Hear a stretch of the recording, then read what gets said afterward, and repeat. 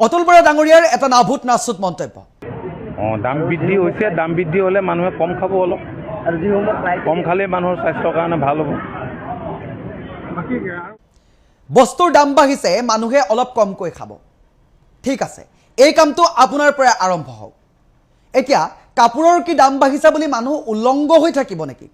যদি সেই উলংগ হৈ থাকিব লাগে তেতিয়াহ'লে সেই উলংগ হোৱা কাহিনীটো আপোনাৰ পৰা আৰম্ভ হওক। সৰ্বসাধাৰণ জনতাক ইমান তুচ্ছ তাচ্ছিল্য কৰি তৰল মন্তব্য নকৰিব। আপুনি এই মন্তব্যটো নিৰ্বাচনী যেতিয়া প্ৰচাৰ সভালৈ গৈছিলে তেতিয়াই আপুনি ক'ব লাগিছিলে, আমি যেতিয়াই জয়যুক্ত হ'ম, শাসনৰ বাঘজৰি ল'ম, তাৰ পাছতে আমি উভত ঘূৰে নাচিম আৰু এনেকুৱা কথাবোৰ ক'ম। তেতিয়া আপোনালোকে কিয় নক'লে যে বস্তুৰ দাম বাঢ়িব, আপোনালোকে কিন্তু খাদ্য সামগ্ৰী খাবলৈ কমাই দিব লাগিব? এই কথাবোৰতো আপোনালোকে তেতিয়া কোৱা নাছিলে। তেতিয়াতো আপোনালোক প্ৰতিটো সমষ্টিৰ, আপোনালোকৰ দলৰ প্ৰতিটো সমষ্টিৰ গৈ আপোনালোকে এটা কথাই কৈছিলে, ডিঙিৰিখিৰ ফুলাই ফুলাই মিঠাতেলৰ পৰা চাউলৰ পৰা এনেকুৱা সপোন দেখুৱাইছিলে যে একো এটা বস্তু আপোনালোকে কিনিব নালাগে, উন্নয়নৰ গংগাটো বৈ আহিছে, শাক পাচলি আপোনালোক ঘৰে ঘৰে আমি ডেলিভাৰী দিম। প্ৰতিটো কথাটো ইমান সহজ আছিলে।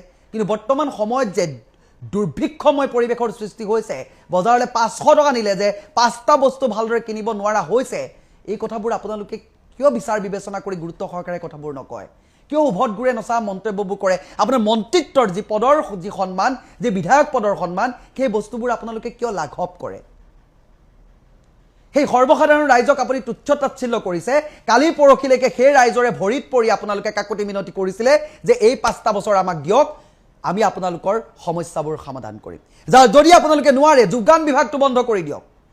যোগান বিভাগটোৱে বৰ্তমান সময়ত মানুহক তেজপিয়া সাপৰ দৰে যি ব্যৱস্থা কৰিছে, ৰাইজৰ টেক্স পেয়াৰ, ৰাইজৰ টকাৰে সেই যোগান বিভাগটো চলাই থকাৰ কোনো ধৰণৰ প্ৰয়োজনেই নাই।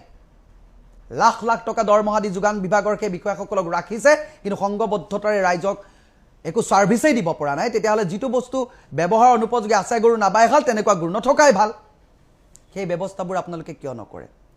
সৰ্বসাধাৰণ ৰাইজক তৰলকৈ ভালৰ ভালটো আপোনালোকে খাব, আৰু সৰ্বসাধাৰণ জনতাৰ যেতিয়া এটা প্ৰশ্ন আহিব তেতিয়া আপোনালোকে ক'ব বস্তুৰ দাম বাঢ়িছে, খাবলৈ কমাই দিয়ক। আপোনাৰ পৰাই আৰম্ভ হওক সেই কথাটো, খাবলৈ কমাই দিয়াটো।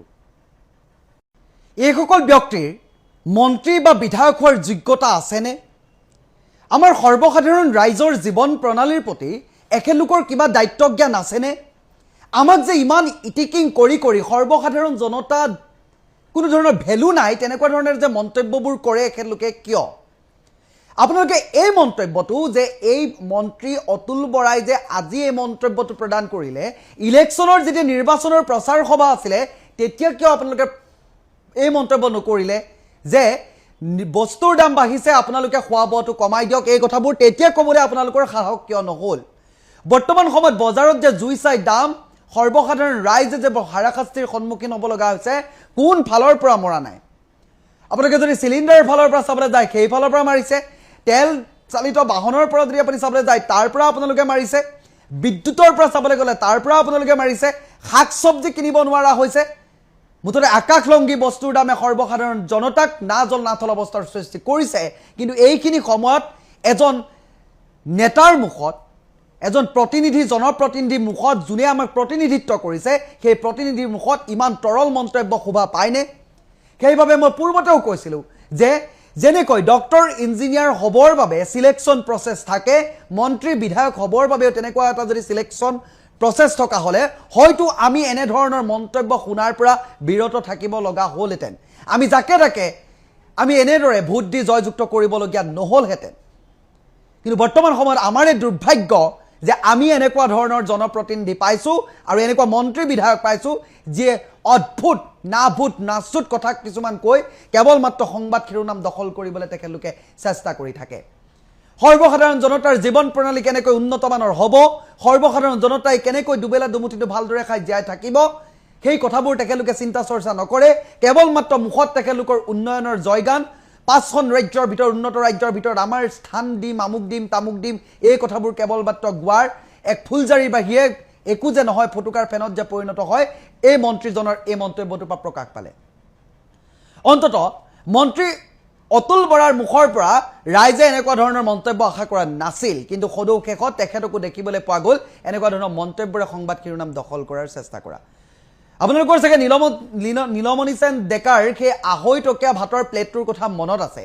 নীলমণি সেন ডেকাৰ সেই 250 টকীয়া ভাতৰ প্লেটটো আৰু এই অতুল বৰা ডাঙৰীয়াৰ এই মন্তব্যৰ মাজত একোৱেই পাৰ্থক্য নাই আজি অন্তত এই কাৰণে লাজ লাগিছে সৰ্বসাধাৰণ জনতাই 500 টকীয়া নোটটো লৈ বজাৰত যেতিয়া ওলাই যায় 5টা বস্তু ভালদৰে কিনিব নোৱাৰে এনেকুৱা পৰিবেশৰ মাজত তেখেতে উত্তৰ দিব লাগিছিলে কি ধৰণে আৰু বৰ্তমান সময় উত্তৰ কেনেকৈ ইটিকিং ঘুৰত উত্তৰ দি কেৱল 1250 টকাৰে যে তেখেতকে মানে এনেকুৱা ধৰণৰ কাম কৰি ৰাখিছে যে আমাক সকলোকে কিনি থৈছে আৰু 1250 টকাটো দি দিয়াৰ পাছত যে আমাৰ যে মুখ বন্ধ আমি একো ক'ব নোৱাৰো তেনেকুৱা ধৰণৰ ব্যৱস্থা কৰি ৰাখিছে তেখেতলোকে আমাৰ কি সৰ্বসাধাৰণ মানুহৰ জীয়াই থকাৰ অধিকাৰ নাই নেকি আমাৰ ওপৰত আপোনালোকে ভালৰ ভালটো বাছি বাছি খাব সৰ্বসাধাৰণ জনতাৰ যেতিয়া প্ৰশ্নবোৰ আহিব আপোনালোকক যেতিয়া প্ৰশ্ন কৰিবলৈ যাব আপোনালোকে তেনেকুৱা ধৰণৰ না ভূত নাচন মন্তব্যবোৰ কৰিব যদি আপোনালোকে নোৱাৰে তেতিয়াহ'লে যোগান বিভাগটো বন্ধ কৰি দিয়ক যোগান বিভাগটো বন্ধ কৰি দিয়া লাগে যোগান মন্ত্ৰীৰ কোন ধৰণৰ কাম নাইকিয়া হ'ব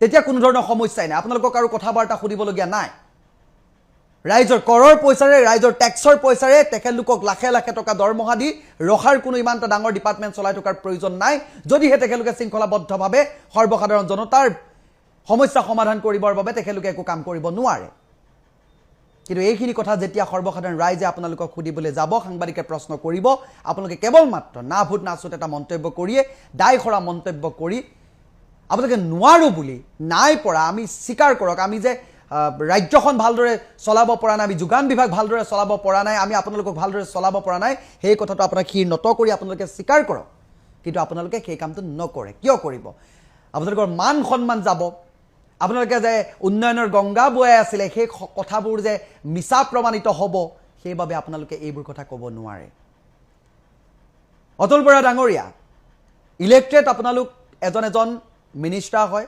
এজন এমএলএ হয় গতিকে এটা কথা সদায় গুৰুত্ব দিব জনতা জনাৰ্দন হয় কালি সেই জনতাৰ ভৰিতে পৰি পৰি আপোনালোকে ভোট ভিক্ষা কৰি কৰি আজি আপোনালোকে শাসনৰ বাঘজৰী দখল কৰিলে কিন্তু শাসনৰ বাঘজৰী দখল কৰিছে কেৱল মাত্ৰ 5টা বছৰৰ বাবে আকৌ সেই জনতাৰ ভৰিতে পৰিবলৈ আপোনালোক দৌৰিবলৈ সাজু হ'বলৈ হ'লে কিন্তু সেই জনতাকে আজি বৃদ্ধাংগুষ্ঠ প্ৰদৰ্শন কৰি অমৃত ঘৰে ঘৰে যে একো অসুবিধাই নহয় তেনেকুৱা ধৰণৰ সপোন দেখুৱাই আপোনালোকে স্বৰ্গত মানে চন্দ্ৰলৈ যে মাটি কিনি দিব এনেকুৱা ধৰণৰ আপোনালোকে ব্যৱস্থাবোৰ কৰি দিম বুলি কৈ বৰ্তমান যে একেবাৰে সব ফালৰ পৰা চেপি খুন্দি আহিছে এই কথাবোৰ আপোনালোকে পাহৰি নাযাব সৰ্বসাধাৰণ জনতাক দিয়া এই বুকুৰ টেগেজা এই জলাকলা এই বস্তুবোৰ ৰাইজে কিন্তু পাহৰি নাযায় 1250 টকা পাবলগীয়া প্ৰাপ্য অধিকাৰ সেয়া আপোনালোকৰ দায়িত্ব সেয়া আপোনালোকে দিব লাগিব সেয়া আপোনালোকে কাকো পুতৌ পাত্ৰ কৰা নাই সেয়া দিয়া আমাক পুতৌ কৰা নাই আপোনালোকৰ ঘৰৰ পৰা দেউতা মাৰ বেংক বেলেঞ্চ আমাক দিয়া নাই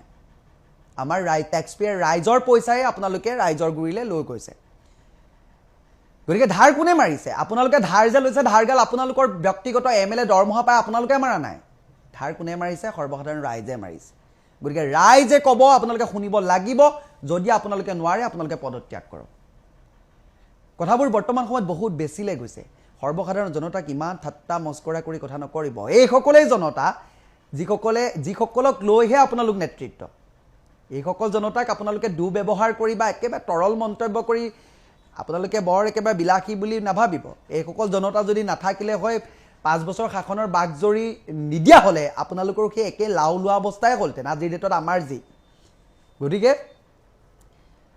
5টা বছৰৰ বাবে যি ইলেক্টেড বিধায়ক গতিকে ইলেক্টেড বিধায়কজনে সিলেকশ্যন হৈছে ৰাইজৰ পৰা গতিকে মন্তব্যবোৰ অকল সংযতভাৱে দিলে ভাল কাৰণ আপুনি মন্ত্ৰিত্বৰ আসন অলংকৃত কৰা এজন ব্যক্তি বিধায়কৰ আসন অলংকৃত কৰা এজন ব্যক্তি গতিকে আপোনাৰ ওপৰত বহুতৰ আস্থা আৰু বিশ্বাস আছে বহুতে আপোনাৰ পৰা আশা কৰি দিছে আপোনাক ভোটাধিকাৰ সাব্যস্ত কৰিছে গতিকে আপোনালোকৰ মুখৰ পৰা যুক্তিসংগতভাৱে কথাবোৰ ওলালে ভাল একেবাৰে তৰল মন্তব্যবোৰ নকৰিব যদি খাবই নালাগে কমকৈ খাব লাগে তেতিয়াহ'লে আপোনাৰ পৰা আৰম্ভ কৰক এতিয়াকে মানুহে বস্তুৰ দাম বাঢ়িছে বুলি বস্তু খোৱা কমাই দিব কাপোৰৰ দাম বাঢ়িছে বুলি কাপোৰ পিন্ধা বন্ধ কৰি দিব নেকি সেই কামটো তেতিয়াহ'লে আপোনাৰ পৰা আৰম্ভ হওক তেনেকুৱা কথাবোৰ নক'ব গছত গৰু উঠা হুলুঙাই কাণ বিনা কথাবোৰ কৈ আপোনাৰ অন্তত মন্ত্ৰিত্বৰ সেই আসনখনৰ পদমৰ্যাদাটো লাঘৱ নকৰিব